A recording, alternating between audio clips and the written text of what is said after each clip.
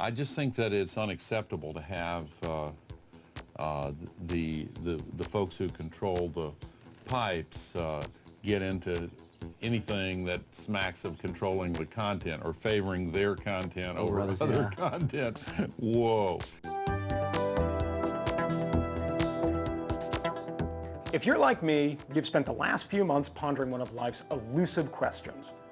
What the hell is net neutrality? I posed this question to Reason associate editor and resident net neutrality guru, Peter Suderman, who explained it this way. Internet service providers like AT&T or Comcast should be required to treat all pieces of information that pass through their pipes or over their airwaves equally. You know, that sounds pretty good. I mean, who could object to everyone being treated equally on the internet? Turns out a whole bunch of people agree, like Mallory from Family Ties.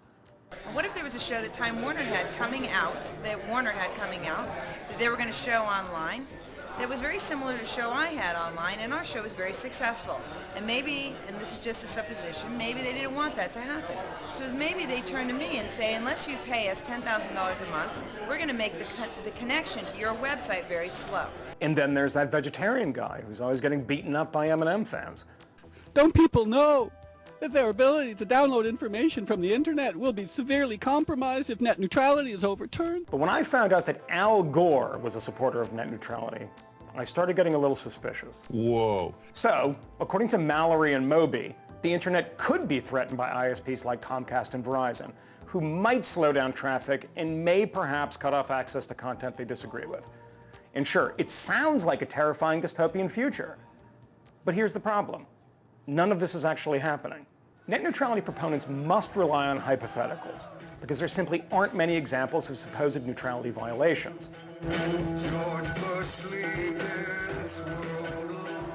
One of the few cases cited is Pearl Jam frontman Eddie Vedder's anti-Bush lyrics during an AT&T-sponsored web stream.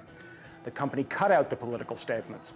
Suderman explains. It shouldn't have happened, and everybody knows it shouldn't have happened. It was a human error. It wasn't policy. But other than that, there are very, very few examples.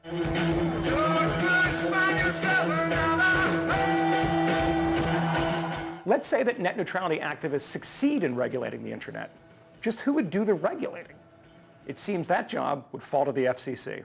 One thing that's particularly problematic with the FCC's stance on net neutrality is that what they're proposing, in addition to the guidelines, is a call it as they see it standard, so that there's no particular set of rules. Instead, the FCC will get to be the arbiter of what is okay and what isn't on a case-by-case basis. So they want the FCC, the Janet Jackson Nipplegate people, the people who fined Bono for saying fucking brilliant, to regulate the internet.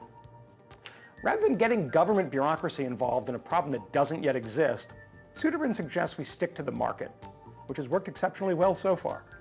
ISPs aren't perfect, but at least they're subject to market pressures. The government, on the other hand, is subject primarily to political pressures. Most of the impetus for net neutrality is a result of political pressure, big influential actors pushing the government to do what they want, to protect their business models. Look, it's because the internet isn't shackled by government regulations that it's expanded at such a rapid rate. And it's because of the profit motive that access to high-speed broadband has exploded in recent years.